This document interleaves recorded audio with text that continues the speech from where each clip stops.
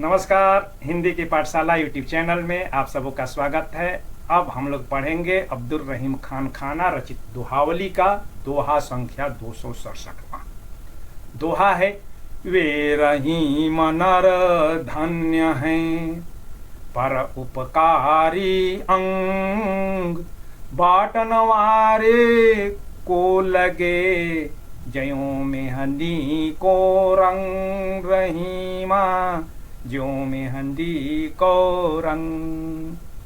संदर्भ अब्दुल रहीम खान खाना रचित कृतियों का जो संग्रह है, नाम रहीम ग्रंथावली है, संग्रहकर्ता विद्यानिवास मिश्र हैं, और उसमें उन्होंने रहीम के दोहों को दोहावली नामक खंड में संकलित किया है। तो उसी दोहावली से यह दोहा उद्धृत है। अब इसकी का प्रसंग क्या है, तो वे वही प्रसंग है कि इसमें भी परोपकार के महत्व को बताया गया है, और बताते हैं कि महानता संग्रह करने में नहीं, जरूरतमंद को देने में है, या आपके पास जो संपत्ति है, जो साधन है, उस साधन को बांटने में है।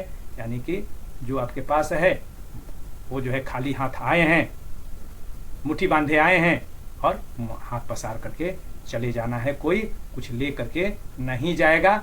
अगर जाएगा और या रह जाएगा तो खाली हाथ तो हो जाएगा, मगर रह जाएगा उसका किया हुआ परोपकार, उसके द्वारा किया गया पाया गया जस, या लोगों की गई भलाई रह जाएगी। अब शब्द जो है आसान सी हैं। नर का मतलब जो है मनुष्य, धन्य माने धन्य है, पर उपकार यानी कि परोपकार, अंग का मतलब जो है शरीर, और बांटन वाले यानी कि बांटने वाले को लगे माने लग जाता है, जो मेहंदी को रंग, मेहंदी समझ ही रहे हैं। अब इसका जो है सरलार्थ और व्याख्या हो जाती है। रहीम कवि कहते हैं, क्या कहते हैं कि वे रहीम नर धन्य हैं। रहीम कवि कहते हैं वह पुरुष या वह व्यक्ति धन्य है, या उस व्यक्ति का जीवन धन्य है जिसके शरीर का अंग अंग परोपकार में लगता है, दूसरे की भलाई में, दूसरे की सेवा में लगता है, और उसके परोपकार का फल भी उसे मिलता है। ठीक वैसे ही जैसे मेहंदी लोग लगाते हैं, तो मेहंदी का रंग सिर्फ उसी पर नहीं लगता है जो कि लगाता है, अपने हाथों में रचाता है, वरन मेहंदी का रंग उस व्यक्ति के भी हाथों में लग जाता है, या उसकी भी अंगों की शोभा बढ़ जाती है, जो मेहंदी को पीसता है और पीस करके बांटता है या दूसरे के हाथों में लगाता है। वैसे ही जो मेहंदी बांटता है उसके भी अंग सुशोभित होते हैं। तो जो व्यक्ति अपनी संपत्ति का, अपने शरीर का दूसरे के लोगों के उपभोग में, या उनके उपकार में, उनके कल्याण में, उनकी भलाई में लगाता है, तो उसका भी भला हो जाता है। ठीक वैसे ही जैसे कि मेहंदी का रंग मेहंदी बांटने वाले, पीसने वाले के अंग को भी सुशोभित कर देता है। अब भाषा, तो भाषा सरल है, सहज है, सधी हुई भाषा का प्रयोग किया गया है।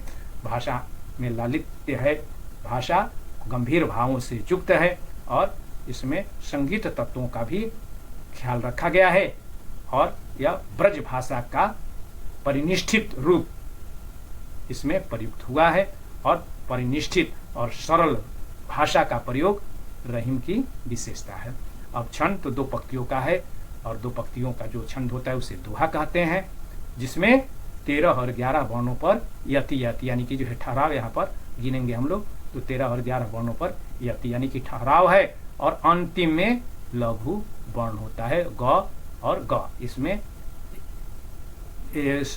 एक मात्रा है, यानी कि एक मात्रा जिसमें होता है उसको लघु कहते हैं। तो लघु वर्ण का प्रयोग हुआ है। अब गिन करके देख लें। वेक में 2 मात्रा, र में 1 मात्रा, ही में 2 मात्रा, म में 1 मात्रा, न में 1 मात्रा, र में 1 मात्रा, ध में 2 मात्रा, चूंकि संयुक्ताक्षर यहाँ पर है, और य में 1 मात्रा, है में 2 मात्रा, प र में 1 मात्रा, उ प का में 2 मात्रा, र में भी, री में भी 2 मात्रा, अंग ग। 2 4 2 6 2 8 2 10 1 11, यहाँ पर 2 मात्रा है। 2 1 3 2 5 1 6 2 8 2 10 1 11 2 13, 13 और 11 पर यह ती दे करके 24 मात्राएं, इसमें भी 24 मात्रा होगी। तो यह मात्रिक छंद है, दोहा है, और अंतिम में तो लघु वर्ण का प्रयोग हुआ ही है। अब अलंकार, तो अलंकार ज्यों मेहंदी का को रंग, यानी कि बताया हूँ कि जो जैसा ज्यों जैसे सा होता है तो उसमें उपमा अलंकार होता है, तो इसमें उपमा अलंकार है। और चूंकि उदाहरण के द्वारा समझाया गया है इसलिए दृष्टांत और काव्यलिंग अलंकार है। और अंत में तुकबंदी के कारण 6 अंत्यानुप्रास है और अंत्यानुप्रास अलंकार है। और तुलनीय तो अभी हम लोग जो है पढ़े कि वृक्ष कबहू नहीं फल भखे, नदी न संचय नीर, परमारथ के कारणे साधुन धरा शरीर, यानी कि यह जो शरीर हमने पाया है उस शरीर का महत्व दूसरे के या जरूरतमंद के उपभोग के लिए है, उसके उपयोग के लिए, उसके कल्याण के लिए है। यानी कि यह शरीर सिर्फ अपने लिए नहीं है, अपनी ही सेवा के लिए नहीं है, स्वयं की सेवा के लिए नहीं है, स्वयं के उपभोग के लिए ही मात्र नहीं है, वरन इस शरीर से दूसरे का भी भला हो, यही जो है सज्जनों के शरीर धारण करने का महत्व है। अन्यथा पशु में और मनुष्य में अंतर ही क्या रह जाएगा। पशु सिर्फ अपनी चिंता करता है, अपने पेट की चिंता करता है, अपने शरीर की चिंता करता है, मगर सज्जन व्यक्ति जो होते हैं वे दूसरे की भी चिंता करते हैं और उसका फल भी उसे मिलता है। कोई भी शुभ काम कीजिएगा, अच्छा काम कीजिएगा तो उसका परिणाम भी अच्छा आएगा और वह आप पाइएगा। जो कहते हैं ना, जैसा कर्म करेगा वैसा फल देगा भगवान। तो अच्छा कर्म करेंगे तो अच्छे फल मिलेंगे, दूसरे के हित में इस शरीर का जो है उपयोग करेंगे, दूसरे के बारे में चिंता करेंगे तो वह भी आपकी चिंता करेगा। अब बहुत बहुत धन्यवाद।